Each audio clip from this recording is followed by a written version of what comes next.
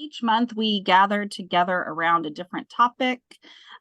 We have a little bit to share with you today. We often invite guests to talk about the topic. And then we have some time where you all can engage in questions that you might have. It's super helpful and really enriching if folks share their personal experiences with one another. But we do come to these Zoom sessions with some resources for you. And so after we've talked a bit about leadership training and leadership development, we're talking about how we recruit and train primarily our volunteers that serve in our ministries today. And we will have some resources about that all too. Recruiting and training and inviting folks into the ministry that we all do together is a super important part of what we do. It's a super challenging part of what we do. It's important that in the Reformed faith, we believe that we are the priesthood of all believers, right? And so that we know that folks bring different gifts and talents to their ministry. And one of the most important things that we all do as faith formation leaders is to see that call in others and help invite others into their own call of serving. So we know that process has made many, many changes over the years, right? And can be especially challenging in the last few years. I think we've heard a lot of different ways that we're changing the way that we do this and how we're talking about it. And so I wanted to introduce Kat Green. She's with us today, and she's going to share with us some ways in which she has been engaging in calling others and equipping them to be volunteers in our ministries. So Kat, I'm going to turn it over to you to have a little chat with us, and we'll see how we do. Hi guys. I want to be sure I clarify that everything I know and do stands on the shoulders of amazing folks like Lynn Turnage's parents, who, when I was hanging out waiting to pick somebody up after a Presbytery meeting in Houston, Texas, taught me how to do carol dancing. And Mrs. Gigsby, who taught me how to do children's programming with two people that impacted 122. So none of this is my work. This is all idea hoarding from other people in other places. I was asked if I was still doing volunteer training, and do they show up? And the answer is yes, to both of those.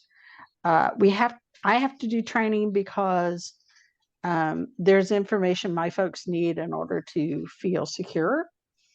And so what I did is I was reading up, there's a Harvard study on happiness, and it says that in order for people to be happy, they need, among other things, relationships that are meaningful work, and their own personal why. So that's the basis of what I did. I also tried to be targeted. So I have something called scaffolding, which education people are well aware of this. But basically it means, I give people the tools they need for what they need to do. So the lead teachers, I have about 12 or 14 of those. They came in and we did a Bible study actually on the woman at the well. It was about 2 weeks before the spiritual formation gathering in Stony Brook and Stony Point. And so that was interesting to see it done another way for similar purpose. And that helped them with the relationship building and the why. And then gave them the information about the curriculum they needed, and especially the safety. And every time I invited someone to this, I said, hey, we really need to meet. You haven't met in 5 years. I wasn't here then, and we need to go over the safety protocols. And I really want to show you the new curriculum because we just shift to growing in grace and gratitude. And so they had a really strong why to show up. And the Bible study on the woman at the well gave them a time to build some relationships.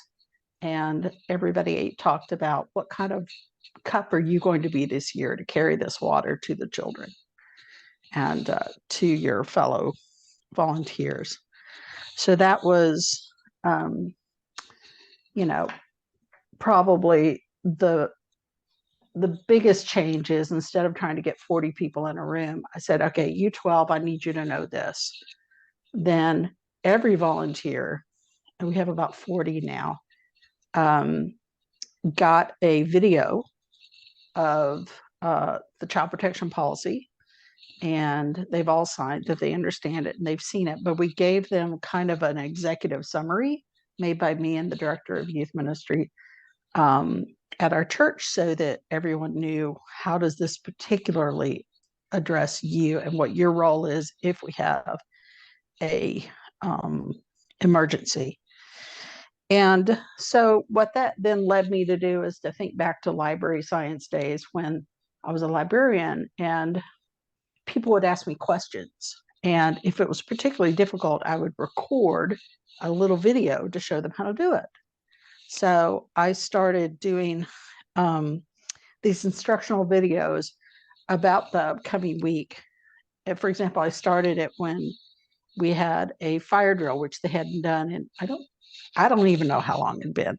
And so I told them how we were going to do the fire drill, and I told them how to break up the curriculum into the pieces that, so they had a part to do before the fire drill and a part after, so it wasn't too disjointed. So that was sort of the how-to video, which is real specific. This goes to the 4 people who are, the 6 people, the 8 people, whoever's teaching on that Sunday.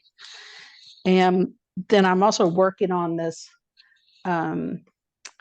It's a site where you can go and it's on-demand training. I need to know more about the curriculum. Click. Here's a little video on that. And this is borrowing from when the Grace and Gratitude curriculum got launched. They had a lot of really great videos that were available to folks. And so I'm borrowing from that idea. And then the last piece that I don't think I mentioned to Miata is we have I call it a holy huddle. Our worship service starts at 9:30 and the kids are in worship until it's time for the sermon. And that's when we have our own sort of proclamation moment with the kids for Sunday school. And so at 9:00 we gather and we do last minute information, see if everybody has questions, be sure everybody showed up, do prayer concerns, and pray, and then we all go up and are ready for worship. So those are kind of the major pieces. The only other thing to remember is in the scaffolding, we also have not only the lead teachers and the helpers, but the congregation. We have to be real intentional about the congregation. And so there are videos that now go on our church's children's ministry page called Continue the Conversation at Home. And these are children's books that can be used to have a further conversation about whatever we talked about in church.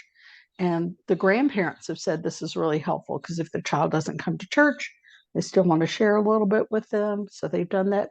And there's one mother of an adult who has intellectual differences, and she had been having a real hard time with losing her dad. And I put up a video, I think it was around World Communion Sunday, about the invisible string, and that ended up being real meaningful to them. So those are some of the ways that I've done training for our regular volunteers, our occasional volunteers, and just to try to help the people who are boots on the ground at home, because they're part of our team too. Thanks, Kat. I wonder if you could back up a bit. Can you name those 3 things that you named at the beginning once again? Oh, from the happiness survey? Yeah. Absolutely. So there are 2 surveys that happened. There's Yale has one and Harvard has one. I was using the Harvard study. And one thing they say is relationships. That's not a surprise to any of us. That's what church is built on. Um, the other is meaningful work. And so the reminding the folks that why they're doing it and why it matters how we're doing it. And even as far as the language, and we're invitational and we're trauma informed and we're welcoming, and the children will feel safe and loved. So that's meaningful. But then we have to have the personal why. Are they doing it like, I got into Christian education because I had some truly horrible experiences in Christian education. I was like, well, I don't want anybody doing that to my child. So I'm a little bit more involved in the call, but that was part of it. So asking everybody to be aware of their own personal why. Why are you doing this? So it struck me is, as you talked about some of the things that you do, you work the relationships and the meaningful work and the why into your trainings and things like that. What I'm wondering about is how that informs the invitation. And we can, even talk about that as a group, but how do you use that to invite folks into ministry? Or did you, and I know this is a fairly new call for you, so did you walk into sort of a set group of volunteers? They had a lot of volunteers, but they were down to about 12. And so when I went there, my number one goal was to be invitation. I mean, that was bottom line. And I have a fantastic coordinator of children's ministry. If you guys get bored, call Woods Memorial Presbyterian Church and ask for some information about children's ministry, because you'll get to talk to Frances Carty, who is the most delightful person on the planet to talk to about that. She's just like sunshine on the phone. But I tried really hard to get to know every pocket of people. It's a largest church, and so I couldn't know everyone. But the folks who had taught before, I reached out to them and I said, what did you love about teaching? What would you like to do again? And that's where we ended up with the idea of having, like 12 lead teachers who are really the bi-monthly. And then we've got the folks who just want to come and help with a craft, or they want to be present. And those are the people who really have that gift of presence. And so a lot of it happened through the relationships. The relationship was where that comes from, reaching out, asking questions, getting to know them, listening for their why.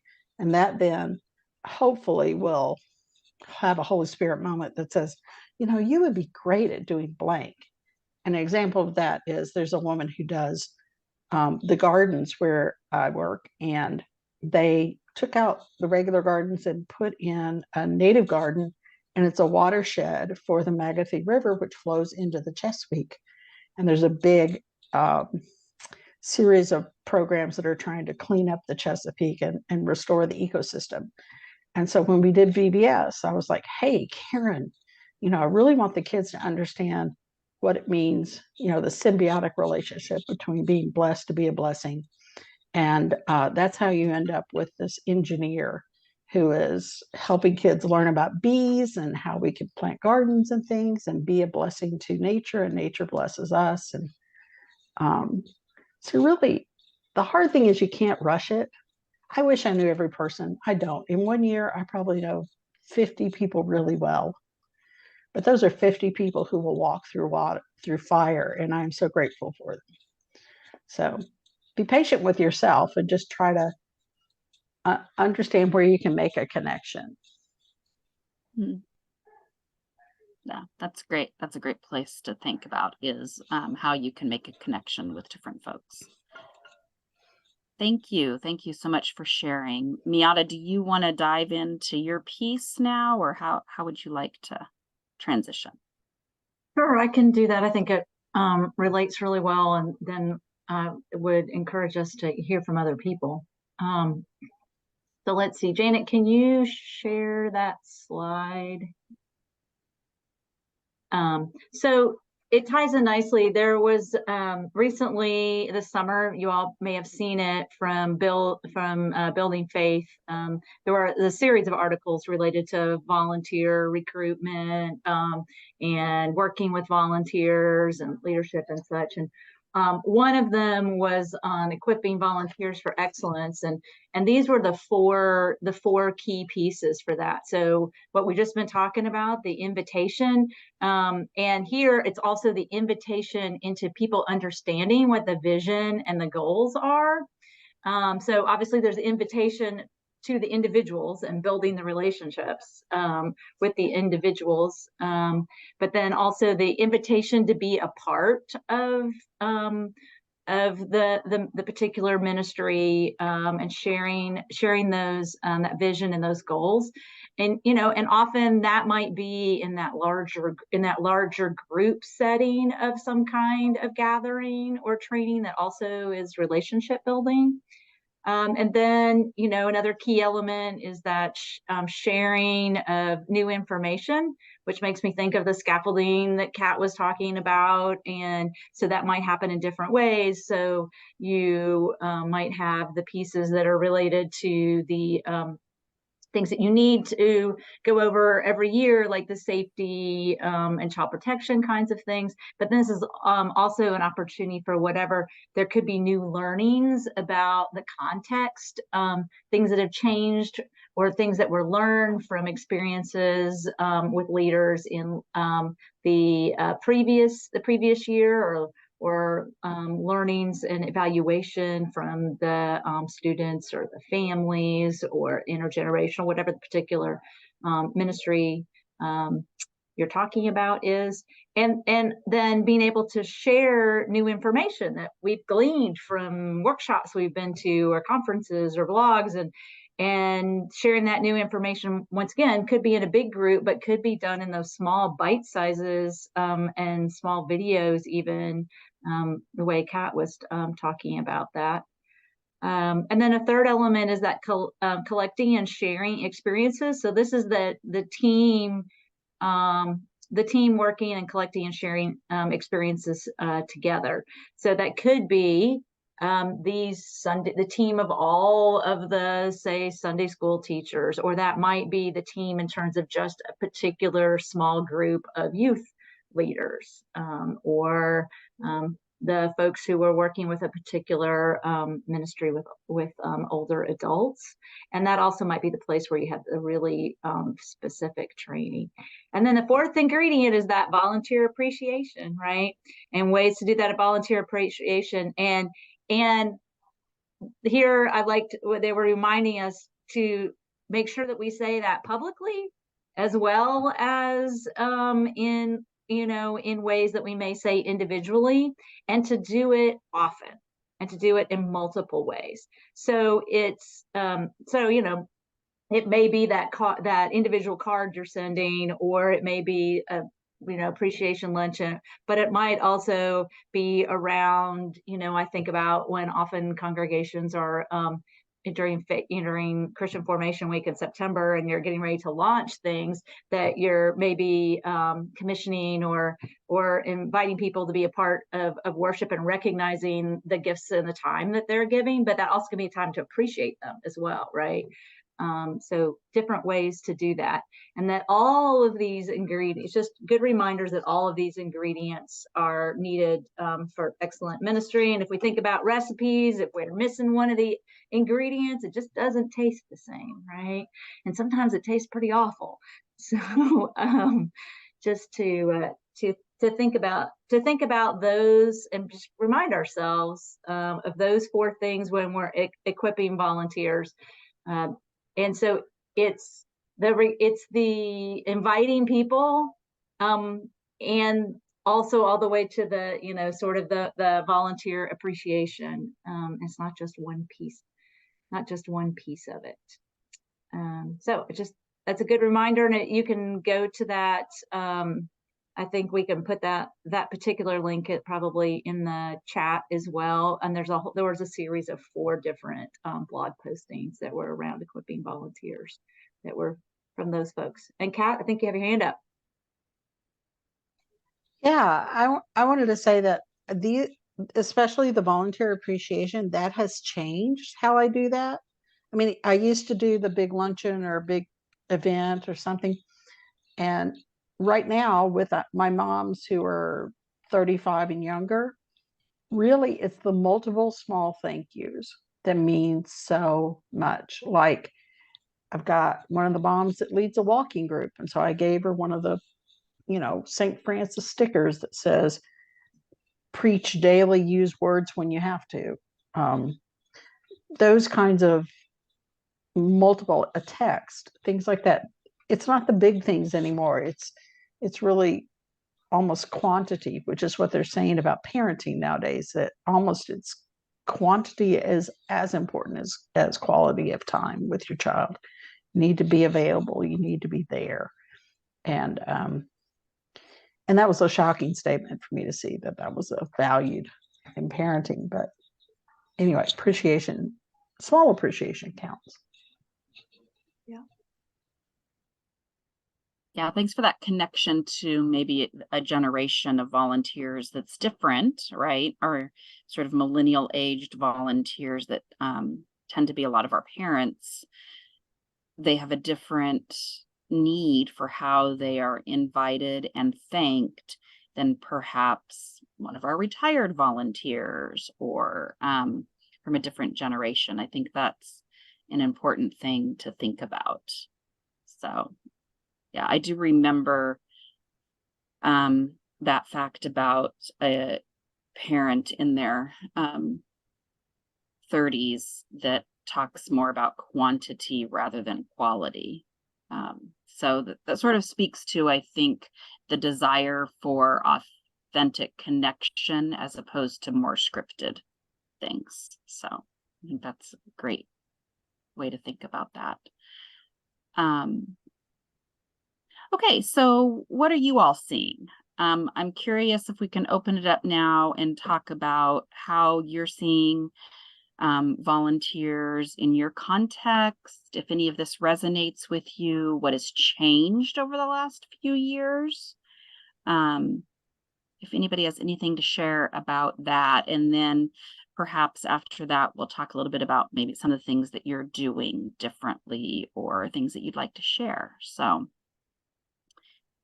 let's see. So feel free to unmute and just talk because we're a small casual group, not a big deal.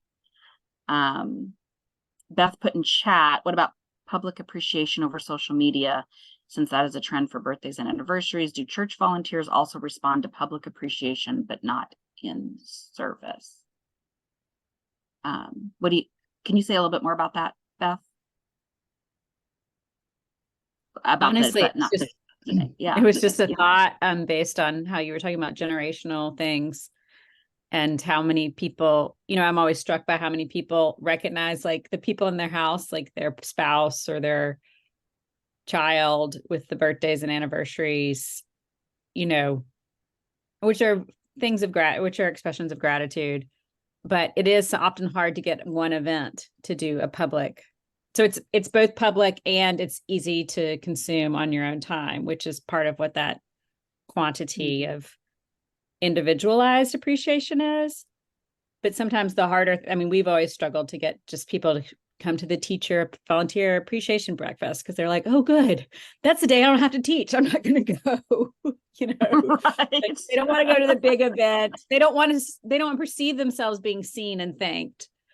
But that doesn't mean that they don't necessarily need to know, need to be thanked, or others need to know that our volunteers are being thanked. I think sometimes that's as much of it. Right. And so that's the issue with all the individual stuff is like, not everyone knows who might volunteer later that they are receiving such appreciation. It was just thought. Yeah. Those are all good thoughts, and how you make that connection with somebody to know that they've been seen, what they're doing has been seen. I will also say, kind of to that point, Beth, I think that's a fantastic idea. And the number of times where I've actually not only done it there, but then put it in the bulletin and the newsletter, like you take the same announcement and put it in like 72 different places because they are or aren't going to see, where are all the different places that they can see it. But I will also say, I do this, I've kind of gotten to this piece of a spiritual practice of writing thank you notes. And even if it's just a postcard, and it could be as simple as saying thanks. Now, you know, this is being recorded, so I probably shouldn't say this, but there are actually fonts out there that you can make your own, like you can make your handwriting, you know, make it look like your handwriting. So that always is helpful, but then you can like sign it. But, you know, if you have to, you know, if you have like Cat 47 volunteers or something like that, you're like, that's a lot of cards. But I mean, even somebody was commenting just the other day that nobody gets physical mail anymore. And so Mhm. that isn't some sort of bill or, you know, bulk mail. And so to get something that's really intentional about that, I think is huge. So I think it kind of piggybacks on what you're saying in terms of those pieces, because I think that unfortunately, given all that we do, sometimes it gets like, we kind of have this thing of like, you know, it's no big deal. And it's like, you know, and they kind of try to dismiss it when it's like, no, I'm being serious. So the more that we can reinforce it, I think is totally, you know, great. And you know, if you're writing thank you cards, you don't necessarily need to be doing it all at the end of a program year, right?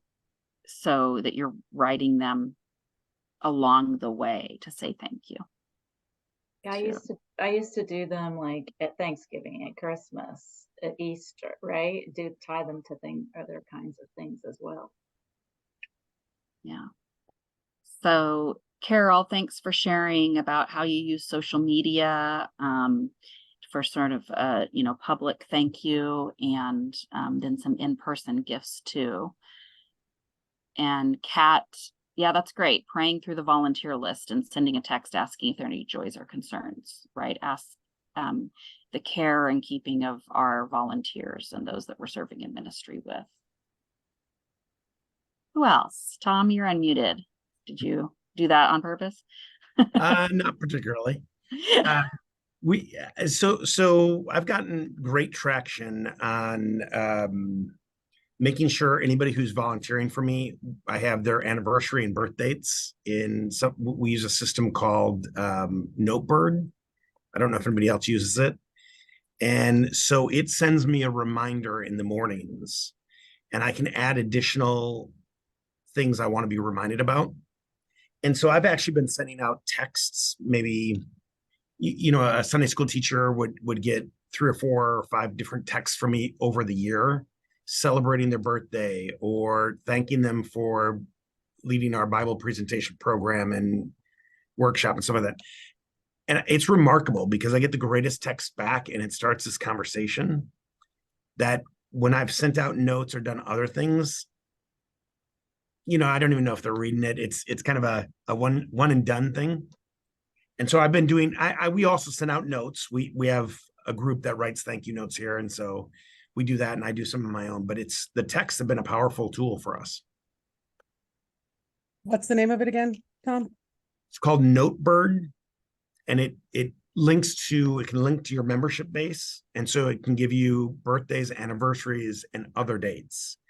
So like I just wrote a letter to a guy who's been teaching in our Sunday school for about 30 years. It is 30 years. And so I sent him both a card, but also I've sent him a couple of notes along the way when Flocknote reminds me that Tom is doing this or that the other time, and then I can write him. It's a cool system. Very cool. Thanks for sharing about that. So I have no doubt that we're all so very grateful for those volunteers that we have, right? And we're reaching out in many different ways to thank them. I'm curious what maybe has worked for you as far as invitation and inviting. Are you struggling to find volunteers in a new way this you know, these days? What might you have to say about that?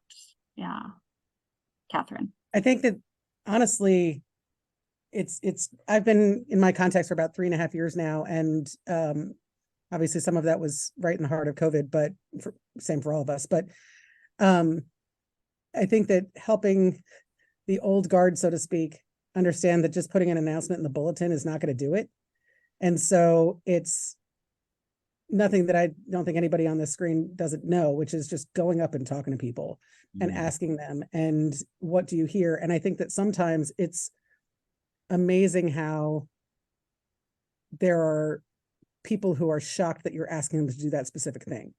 you know, because I think that there's two different types of people. There's the people who are like financially minded and they totally want to be on the finance committee. And then there's the people who are financially minded that don't ever want to be on the finance committee because that's all they do.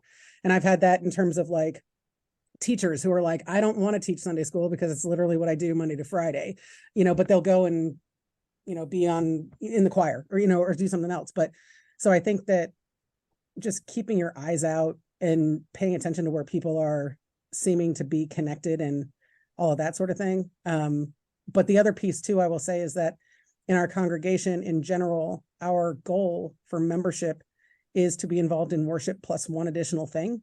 Like that's part of our mission and vision. And so by encouraging and saying, what is that one additional thing, almost like in a pledge, and a lot of some of the volunteers are in like 17 things, right? But there are those people who are in one thing, and worship might be all they can handle right now, and that's fine. But then you could say, could you, kind of like what Kat's saying, could you be praying for these people and helping them understand that even that's doing something? But obviously boots on the ground is great too. So, but yeah, definitely having kind of that language of worship plus one additional thing helps kind of put it in a framework that seems a little more tangible too. You know, instead of seeing this big overwhelming thing, it's kind of like, what's one thing that you could do? Could you usher? Could you, you know, help lead this thing? You know, I mean, we have I'm putting together right now a time and talent thing. And one of the options on this one that I had from a while ago says cut and glue.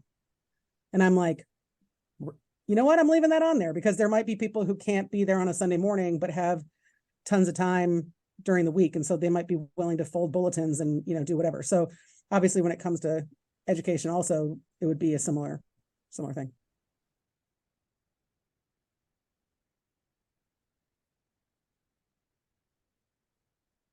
Thank you. Others, feel free to share a frustration and maybe the group can help you. Stephanie? I have a frustration. I'll be that guy. So I am church where I currently serve. I have been here now for just about 4.5 months, and I came from previous serving in previous church where I was for 7.5 years, and it's been incredibly challenging to find people to teach Sunday school. Shocking, I know, but it's been even more challenging than, I mean, I expected it not to be easy, but I'm finding it even more challenging than I expected. And what I found most fascinating is yesterday I was having a conversation with our parish associate who's been here for a long time and has been here through many, many sort of changes. What I found out, sort of getting to know the history a little bit more of the community, is that they've never really had a culture here of teaching Sunday school. I mean, going back many years, never is probably a strong word, but for going back basically a generation. So the associate pastor who basically held my position before me, but who left during COVID, she basically ran the Sunday school herself, one-handed.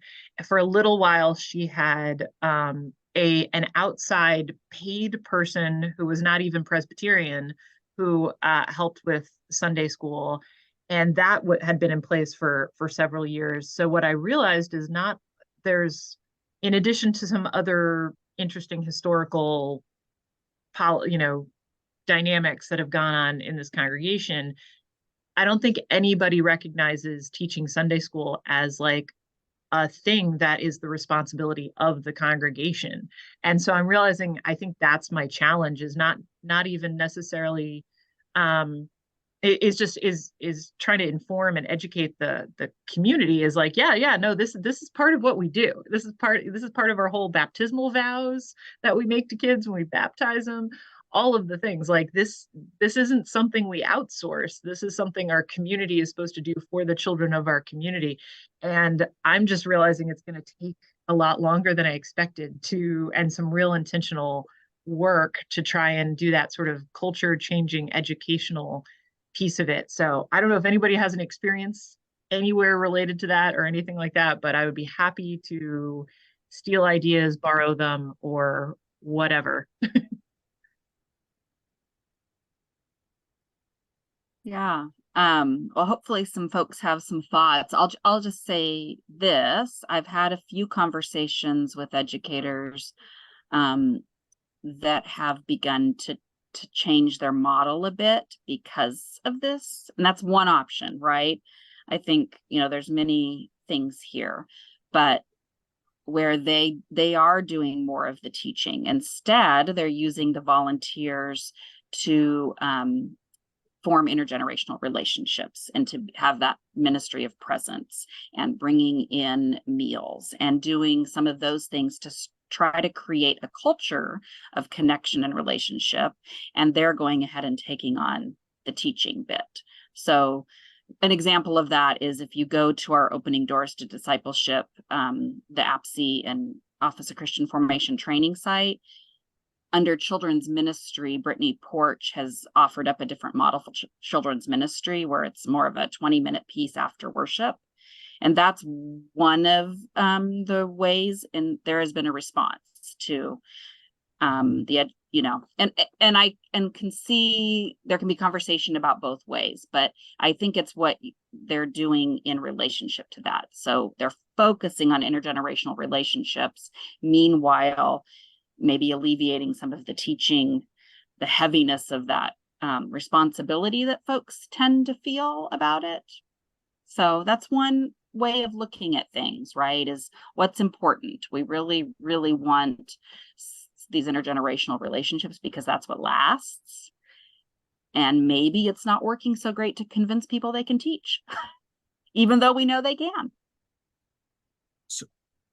So I'm experiencing that as well right now. And we used to always have probably 6-7 teachers in each classroom. But post-COVID, we have not had the kids or the teachers. And over the last probably 15 years, I've noticed a growing number of people in their 20s, 30s, and early 40s who are so insecure about their biblical understanding and lack of knowledge that they're all willing to say yes to assisting, but none of them want to take the lead. So we've tried some intergenerational programming and, literally where I'll lead the Bible or the faith formation section of it and then get the volunteer group to take on projects and crafts when that's done.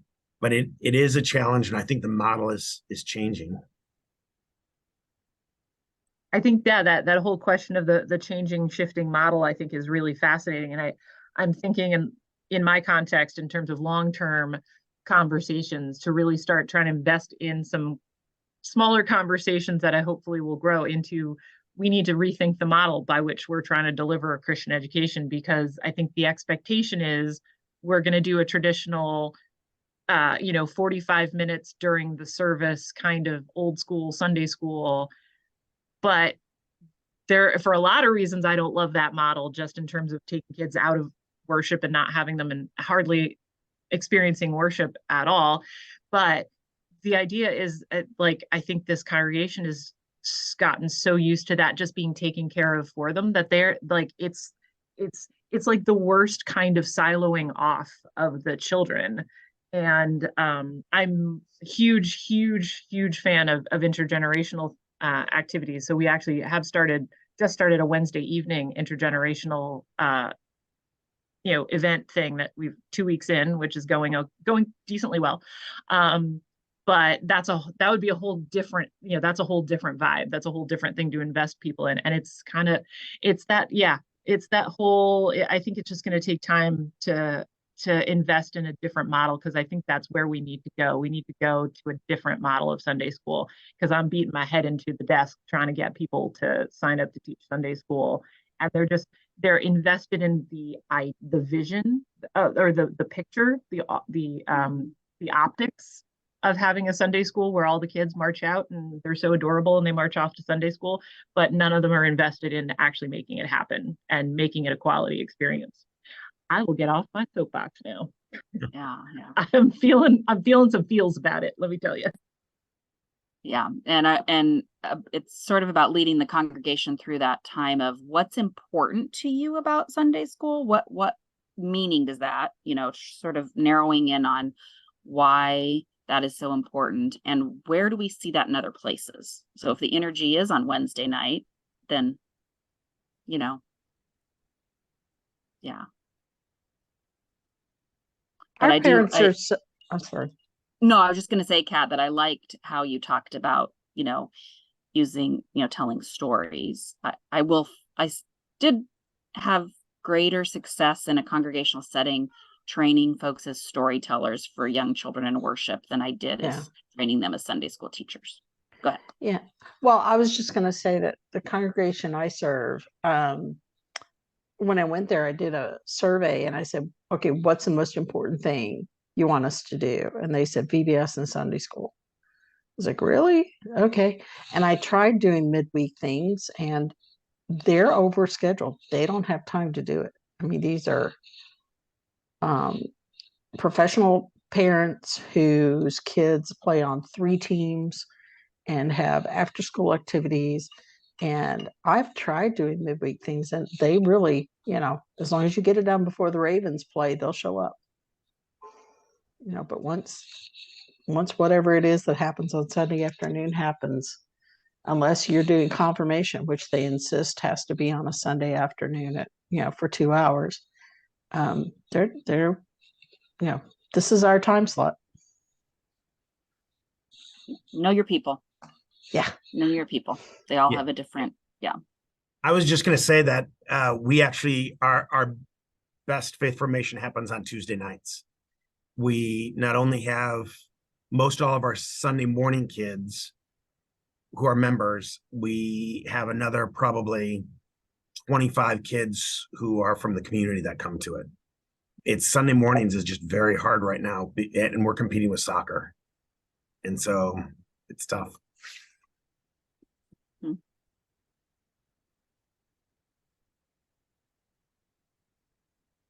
Okay.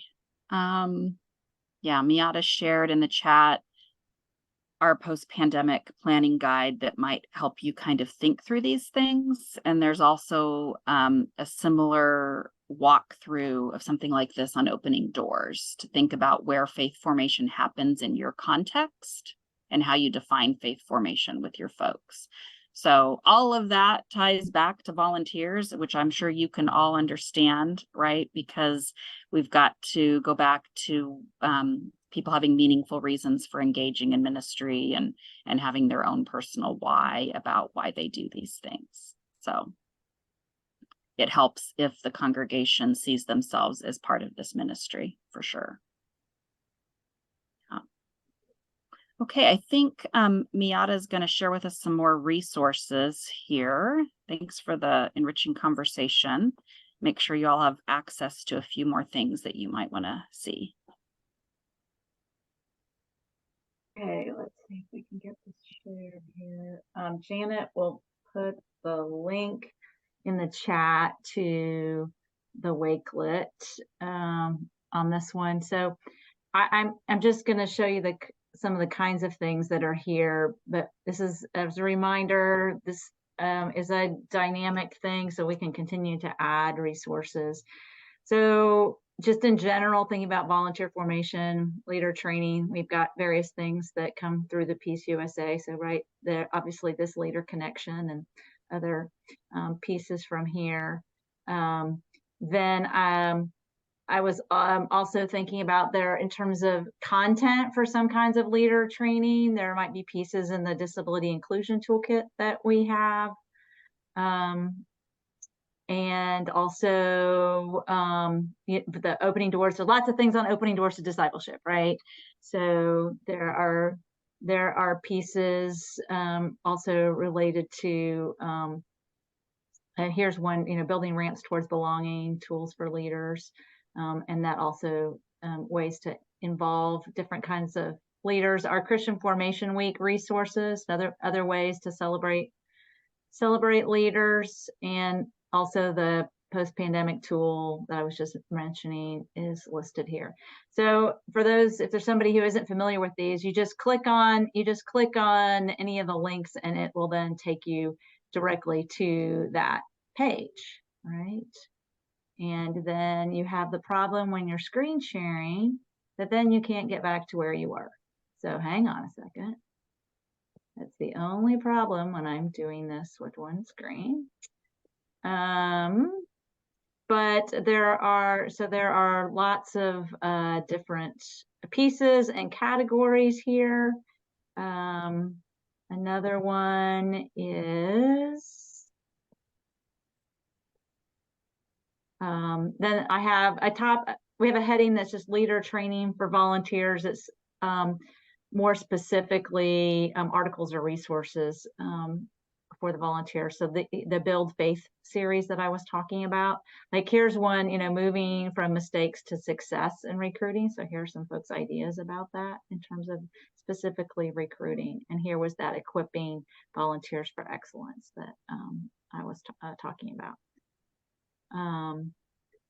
And we've got, there's a heading in terms of different ways to engage with people. So Rooted Good has some organization has some exercises and games and such that help in terms of like this one, inspiring creativity and building teams.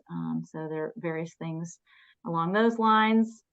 Each of our collective partners have resources that could come in handy related to training. So for instance, PYWA, the Presbyterian Youth Workers Association, there are various quick sheets that have to do with working with, if you're like a first-time youth worker, and with some key ideas, that's something that could be passed on to somebody who was new volunteering, working with youth, for instance. So there are a variety of resources here. Of course, the things from APSE. Then we have headings like things that are from some of our ecumenical partners. So things from GenOn or Progressive Youth Ministry and CRC. Then here I was thinking that sometimes people are needing to go back and find something. So, like sometimes where it's like, where's the information related to curriculum? So like, here's a link to how to find the PCUSA curriculum, right? And this one is the landing page for all of the different Wakelets that we have with different topics. And we were just, we're in a starting point on this particular resource list. So like, we would love if you have ideas of specific tools that you have used, or other articles that you have read, or books, or things that you have used as input and learnings in with your trainings, or how you're inviting people, how you're appreciating them. Feel free to share those with us. You can put those in the chat. You can send those to us later, and we'll add things then to the list. But we really wanted to hear from y'all. Great.